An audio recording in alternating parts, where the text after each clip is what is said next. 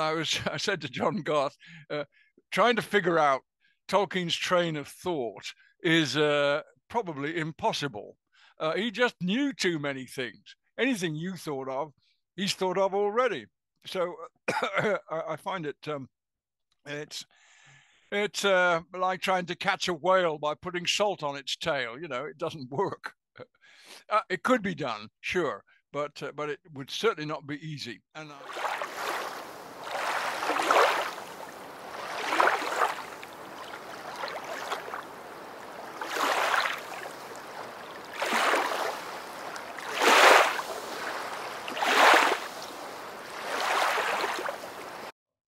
Hello, everyone. I am Professor Leonard Neidorf, and it's my pleasure to be the host today and to have the honor of introducing Tom Shippey.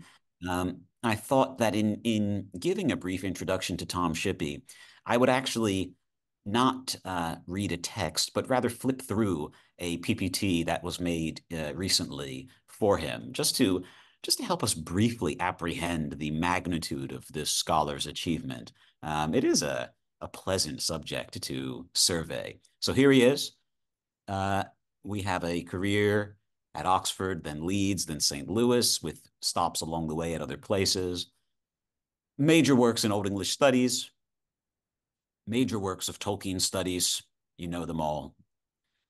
Beowulf, the Critical Heritage, works on the Grimms, Old English philology, Laughing Shall I Die, Beowulf in the North Before the Vikings, many notable Beowulf studies. 3 Festschrifts have existed in honor of his work, in emulation of his work. He's made one of these great courses series. He was a film consultant on the Peter Jackson Lord of the Rings movies. He was a pseudonymous fantasy author with Harry Harrison. He appears in the best documentaries on Tolkien. You can see him now on Epic History TV with millions of views, and of course on Uppsala Books YouTube. And you might have seen one of his most recent works, which is Beowulf Translation and Commentary. But actually, he has a new work out, which he will be talking about tangentially today, which is, of course, his new edition of H. Rider Haggard's Eric Bright Eyes. That is the occasion for today's talk. And Tom will speak to us today on H. Rider Haggard, J.R.R. Tolkien, and a Literary Revolution. So with that being said, I'm going to turn things over to Tom now. And Tom, if you could load up your PPT and share your screen, that would be perfect. Right, let's see if I can get this to work. Without further ado, here is Tom Shippey with a presentation on H. Rider Haggard, J.R.R. Tolkien, and a Literary Revolution. Let's hear it, Tom. Okay, well, as Len has just said, I'm here to talk about Sir Henry Rider Haggard and his Viking novel, Eric Bright Eyes. But I want to put them both into several contexts. And the first context is date. Eric Bright Eyes was first published in 1891, and something happened in the 1890s which altered the nature of fiction. Notice that I do not use the word literature here for reasons I'll explain, though it did that too, but that revolution has effects which last right up to the present day. Well, take a look at the slide. 3 things I'd point out about it. All these titles and characters are still very present in popular culture 130 years later. A Study in Scarlet is the first Sherlock Holmes novel, and A Scandal in Bohemia is the first Sherlock Holmes short story, of which there were to be so many. But there are still people writing Sherlock Holmes stories, and there are still Sherlock Holmes movies coming out. In the same way, Bram Stoker, Dracula, totally familiar name. How many movies have there been with Dracula in the title? I make it about 40. And I've no doubt they're going to keep on coming. As for Wells, again, time machine stories, we've had lots of them, but his was the first. We've got movies which are time machine movies like Back to the Future. As for War of the Worlds, well, we have even more alien invasion stories. and movies like, well, Independence Day, alien invasion movie, and its sequels. Even Dr. Moreau, which I regard as especially important in the history of science fiction, it has sequels, so to speak. I was going to show you one of them, but I must be reading it because it's not right here. But it's called The Daughter of Dr. Moreau, and it came out in 2023. So all these things are still working in the world, you might say. And it's not just the stories. I would say that these works of the 1890s, they weren't just influential singularly or by themselves. They created whole genres of fiction. And note that I'm still not saying literature, which I am reserving. Wells, in effect, created science fiction. Now, I know that whenever you say something like that, someone will find a kind of predecessor or precursor or forerunner and say, oh, no, no, no, that was the start.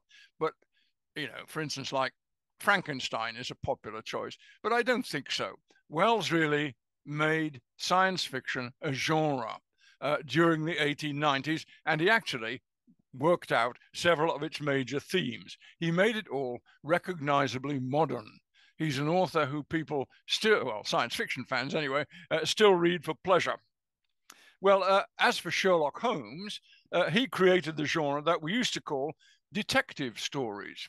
I don't think the word detective was actually used as a noun before then. There was no such thing as a detective.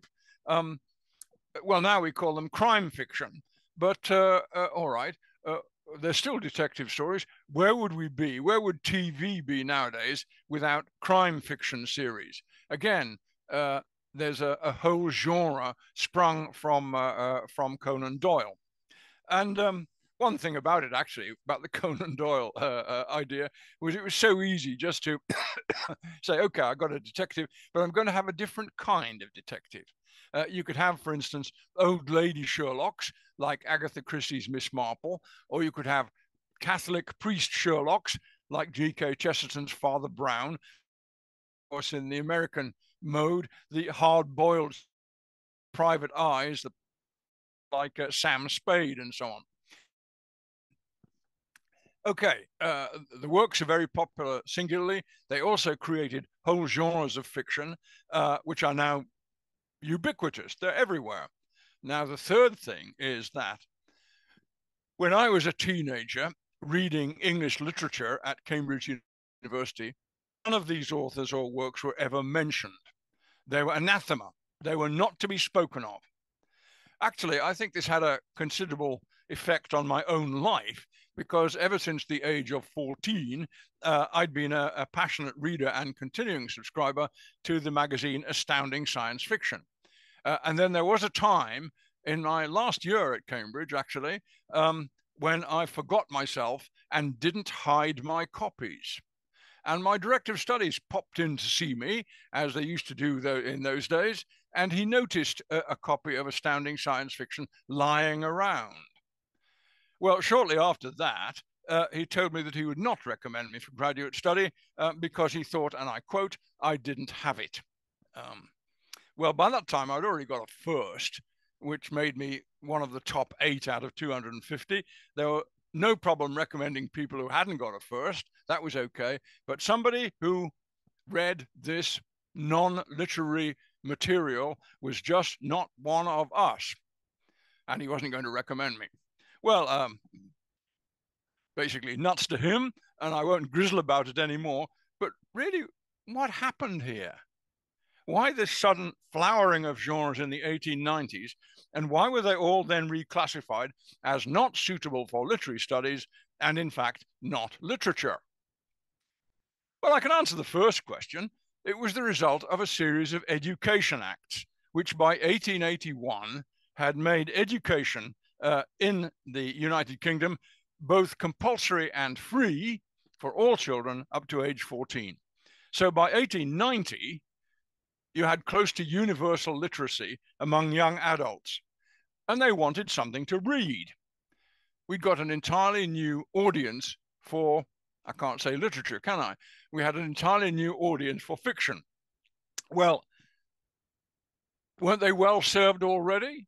Wasn't there plenty of material for them to read, plenty of novels already written. But the novels already written were of a certain type, and I would call that type, quote, domestic realism, unquote. That was the great tradition of the English novel, and it was very useful for us undergraduates to be provided with a book called The Great Tradition, and it listed the books which were in the Great Tradition. And they were Jane Austen, George Eliot, Henry James, E.M. Forster, Virginia Woolf, D.H. Lawrence, and a side order, I think, if it were, for eccentrics like me, of Mrs. Gaskell and probably other authors I've forgotten. Major authors were not there. Walter Scott was not part of the great tradition. He wasn't domestic. Charles Dickens was not part of the great tradition. He wasn't serious. Well, I have nothing against the authors of the great tradition, or at least not the female ones, but domestic realism is about money and marriage and frustration and emotional development and sometimes social issues like contraception or divorce. All very well. But if you were feeling nasty, you could say it does look like an upper class form of soap opera, the kind of thing that you see on the TV, every night. Or indeed, you could say it's an updated form of village gossip. And it was very markedly class-oriented. A lot of it was really about what you could do without crossing a vital line. And the vital line was, of course, between ladies and gentlemen above the line and other people who were below the line. So you get works like, of course, Henry James's Portrait of a Lady, which I have read, actually. I won't say anything disobliging, but there were books I preferred to that. All that, though, all that stuff was not very interesting to the new audience of the 1890s. But the older, upper-class reading public felt challenged. In fact, even more than challenged, they felt moved in on. They were actually, in some ways, being literally moved in on. Their privileges were being usurped, and there were new classes coming, which were, pushing them out of position, taking over things which they thought were theirs. And they responded to this by saying, well, there is all this new stuff coming out, but that's not literature. We are the ones who decide what's literature. And vampires and detectives and alien invasions, they are not serious and they are not part of literature. So there. And the shall we call them the literati class, which that's what they call themselves, they had the same reaction, to Tolkien in the 1950s, when he won yet another poll to say who was the most popular writer of the 20th century. I remember one commentator grizzling that, and I quote, wherever one or two of the literati were gathered together, note, wherever one or two of the literati were gathered together, this popular vote was received with lamentation and despair. And I commented that presumably, if there was just one of the literati gathered together, then he or she would just kind of lament to himself or herself or lament to themselves. But this didn't go down very well. Again, I wasn't being serious.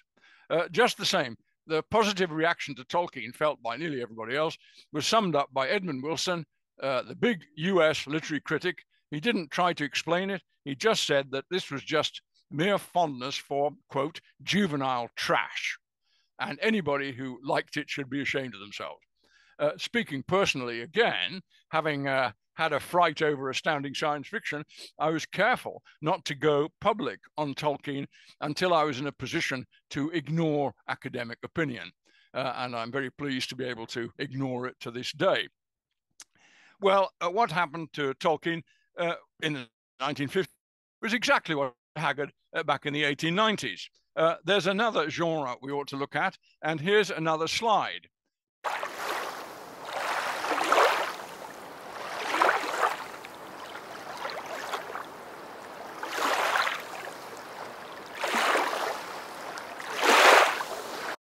Well, okay, this is the other genre that I think we ought to look at, which is not confined to the 1890s, and you can see it actually goes quite a long way back. These are adventure stories, and I don't think this is a very good list.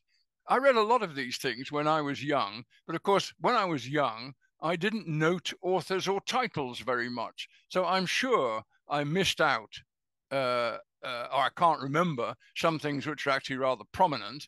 And actually, I put in one at the bottom, G.A. Henty's Rujube the Juggler, because I just happened to remember it. But I'm sure Henty wrote about 60 of these. They were very, very common indeed.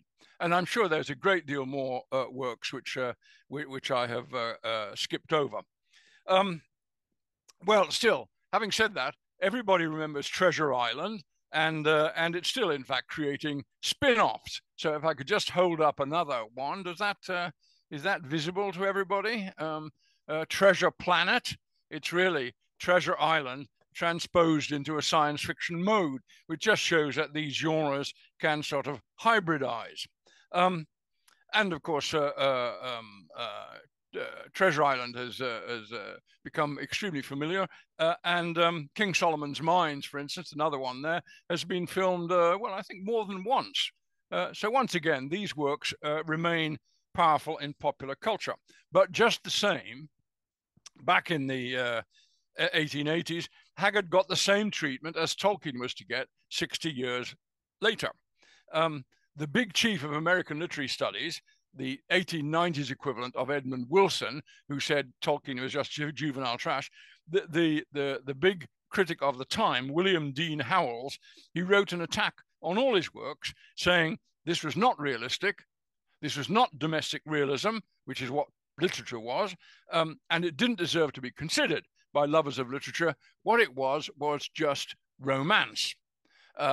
And, you know, that was all we needed to know. Now, once again, I want to skip on to a slide to show you what Haggard's response, because unlike Tolkien, he did in fact respond. Now, once again, then I'm left with nothing except the slide I'm looking at. So I can't click on down or try to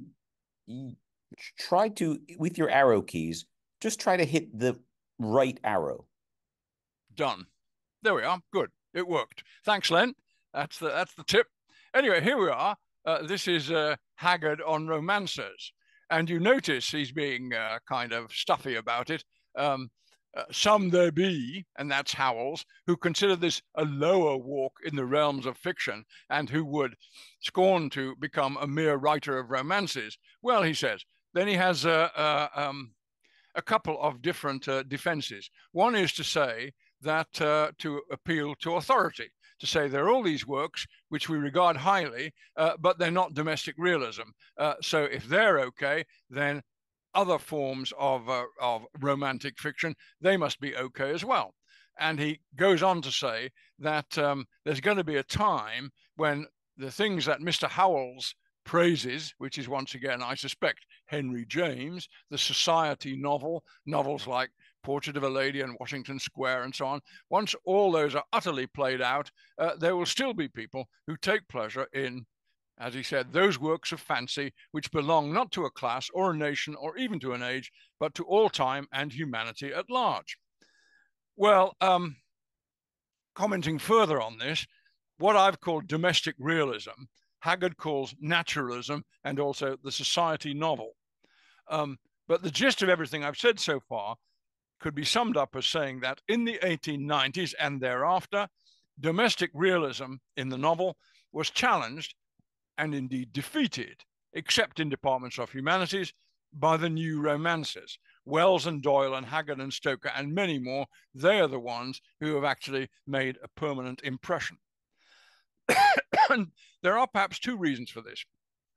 I've said actually there are the genres being invented, and there are a couple I've missed out. And one of them is fantasy, because actually I find the history of fantasy rather difficult to work out. Since these things are not regarded as part of literary studies, I can't look things up. I've got to try and work it out for myself. And fantasy is quite difficult. But a point I would make is, all right, we've got domestic realism as the main literary genre. But if we're going to be realistic about realism, in the 20th century, the main real life anxieties for most Europeans and many Americans were not, money and marriage and village life and that sort of thing. They were bombing and rationing and casualties and conscription and concentration camps and death in battle. These were all real life experiences for pretty much the whole European population. And those subjects were dealt with best by writers of fantasy. People like, I noticed this some time ago, 1984 by George Orwell, Lord of the Flies by William Golding, Slaughterhouse-Five by Kurt Vonnegut, the whole oeuvre of C.S. Lewis, and Tolkien's Lord of the Rings. All these fantasy works, they were all produced by combat veterans.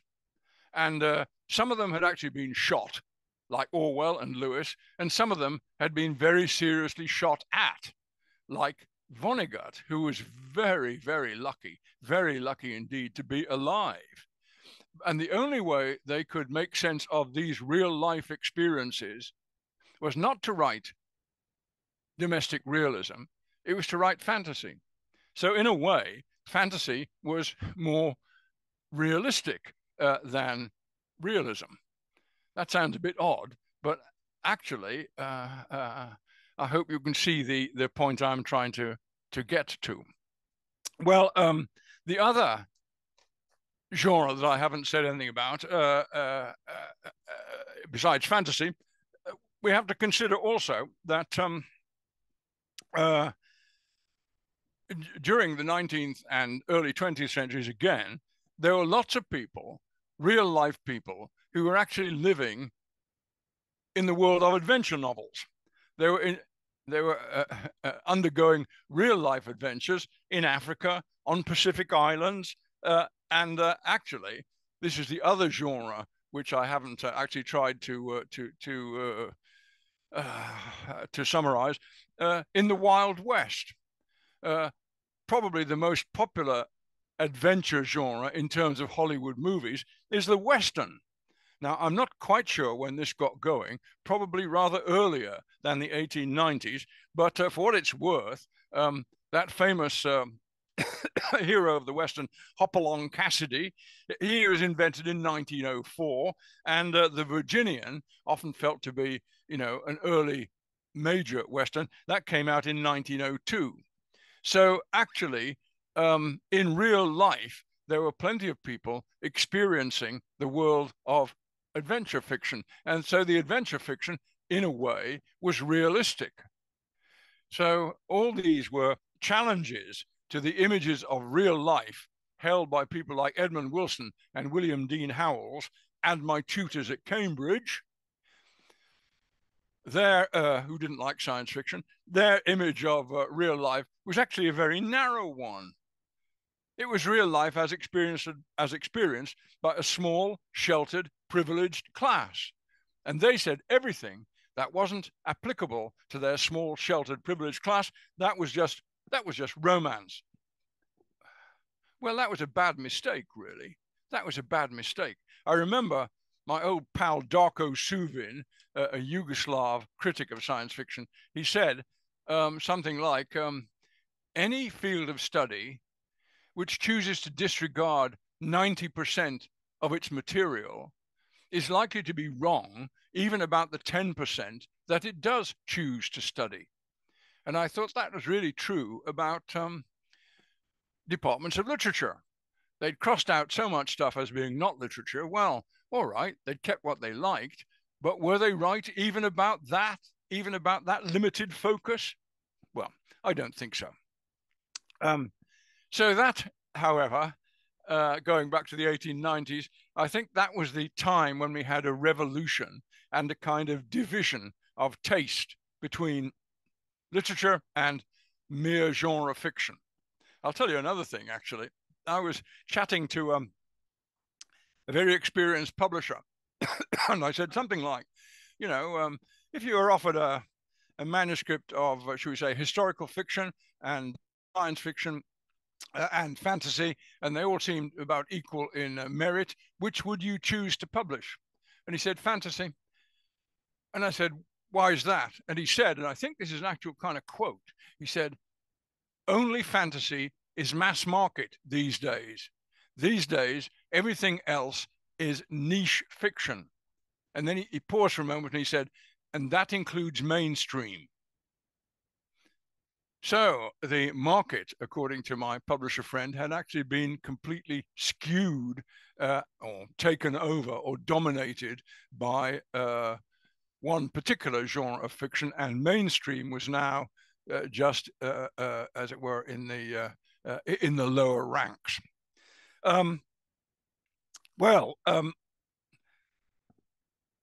Going back then to Haggard and forget the 1890s, going back to Haggard, back in that age of discovery, one area for romance was obviously the areas being discovered by Europeans in the age of discovery.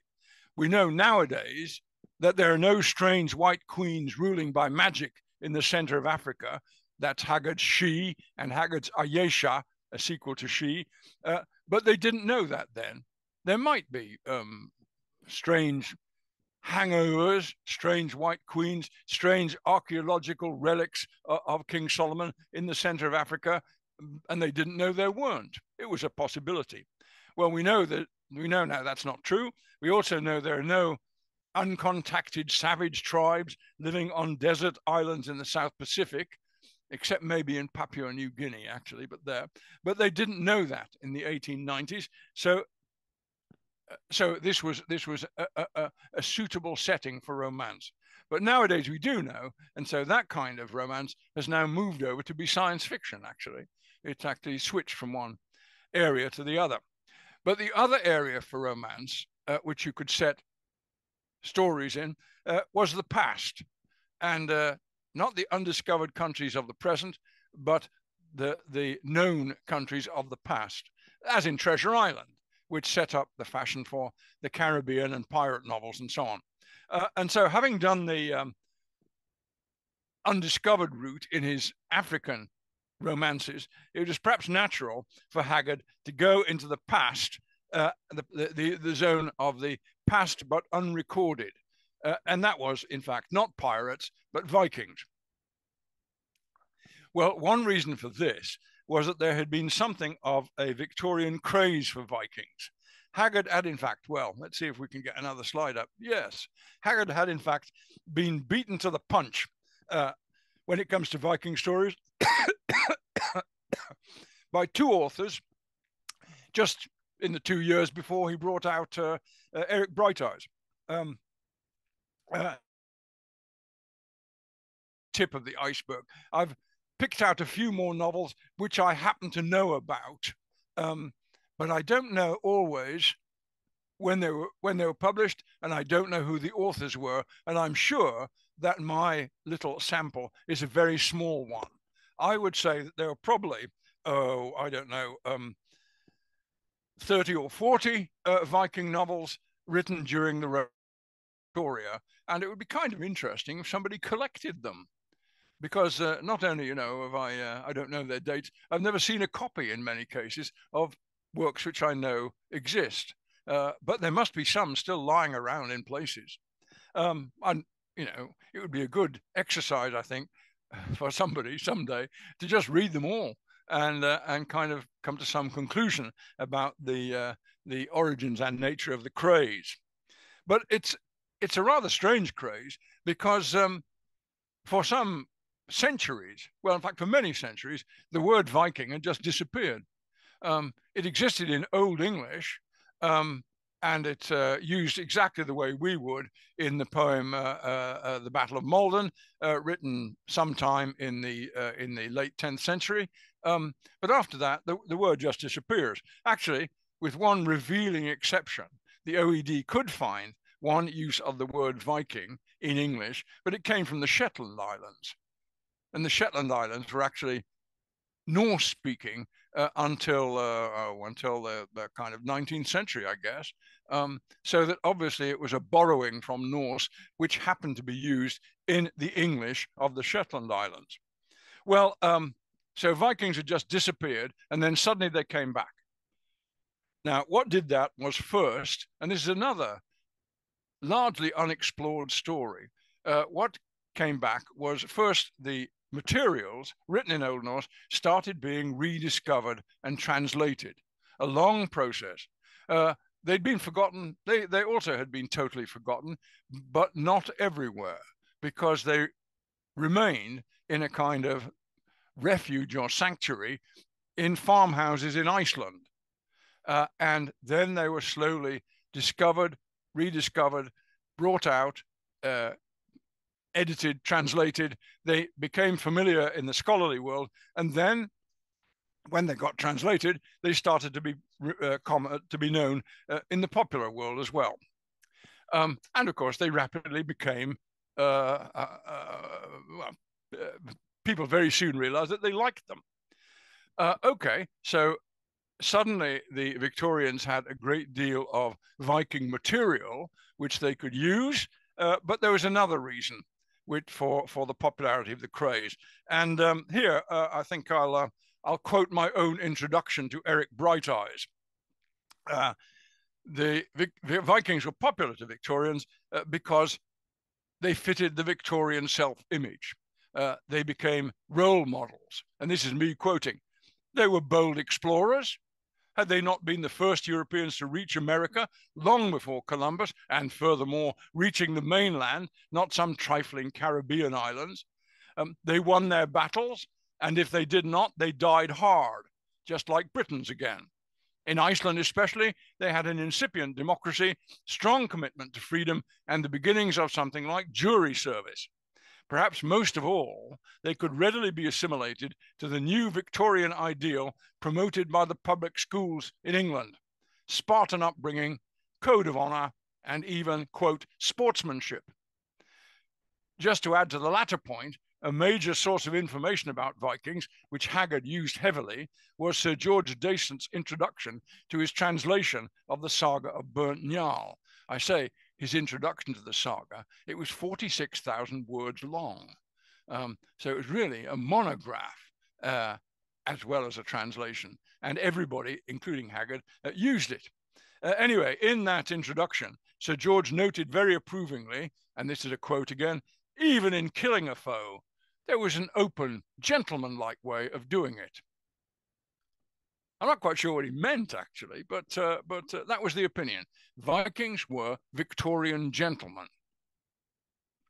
Yes, and conversely, Victorian gentlemen were really Vikings. Moving to another slide again. This shows up very well in Haggard's King Solomon's Mines, which came out just before Eric Brighteyes. The hero of this is Sir Henry Curtis. Sir Henry Curtis. So he's a gentleman. But even though he's a gentleman, when necessary, in battle, in undiscovered Africa, with hand weapons only, against fierce native tribes, he can swing his axe like a good one. He may be a gentleman, but he can swing his axe. And there you've got the quotation from King Solomon's Mines. When I first read this, which was close on 70 years ago, I was rather affronted at Sir Henry suddenly being reclassified as a great Northman. I mean, I'm part Danish myself, but I couldn't see why an Englishman had to be rewritten as a Northman.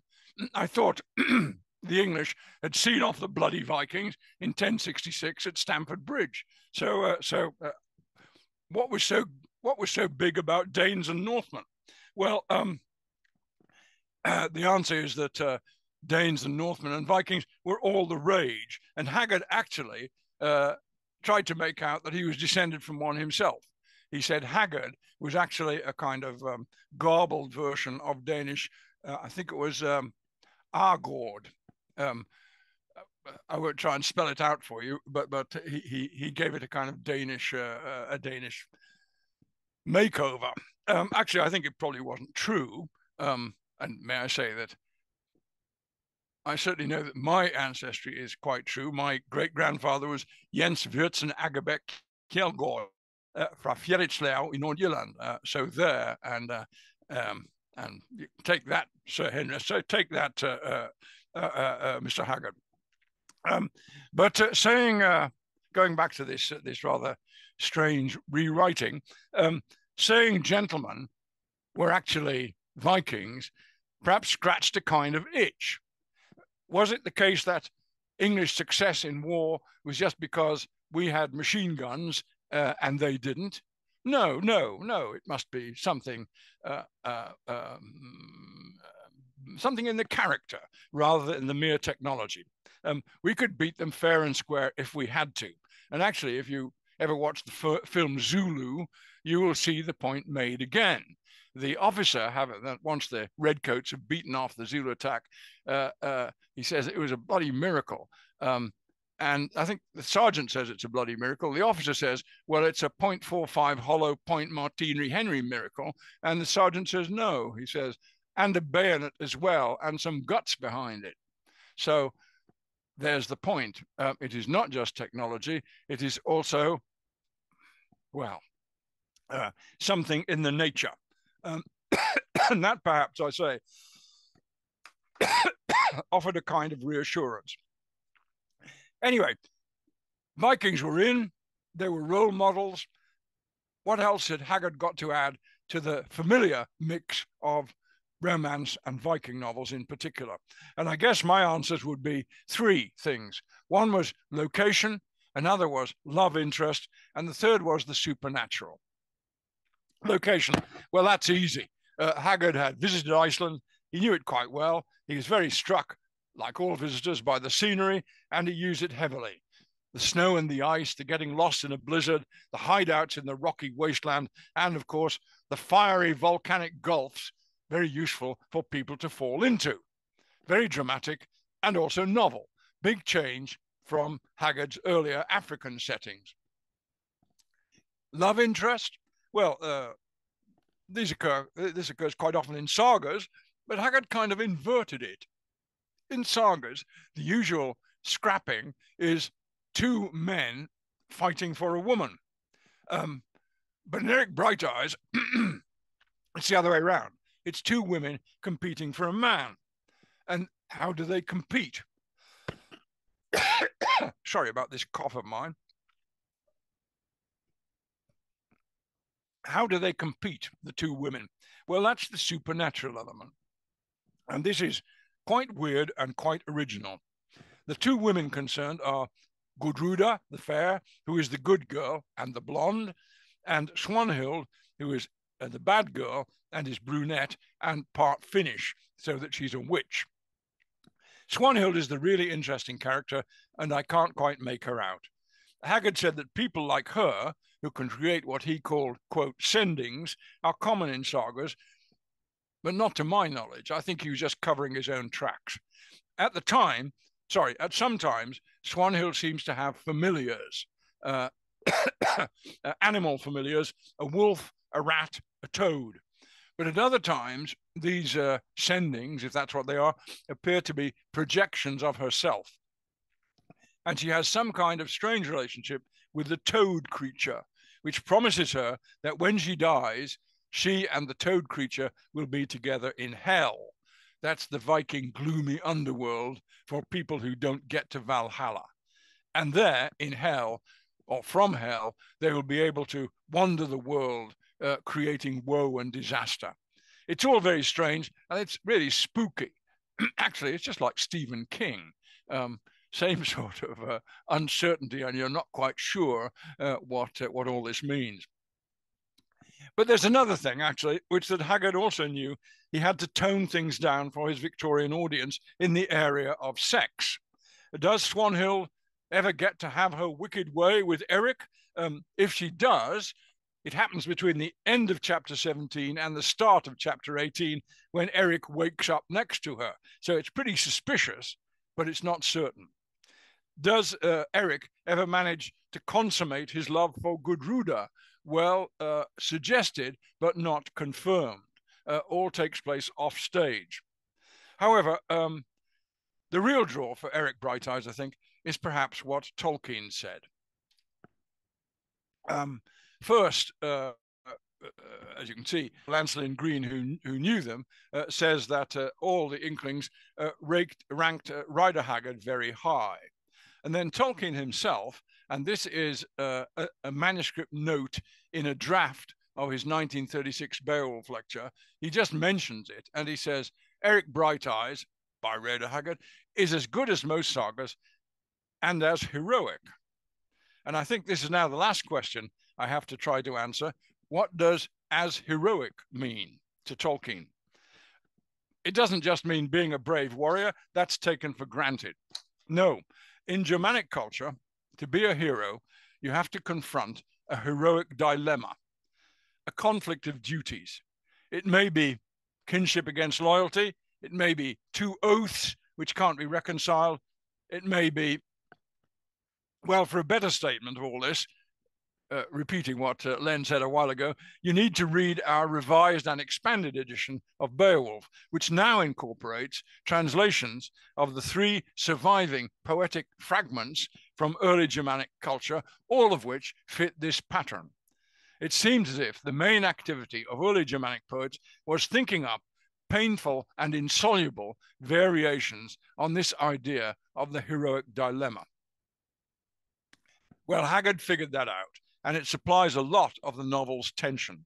Thus, Eric doesn't want to fight Jarl Atli of the Orkneys, who has become Swanhild's husband, but she's accused Eric to her husband of rape.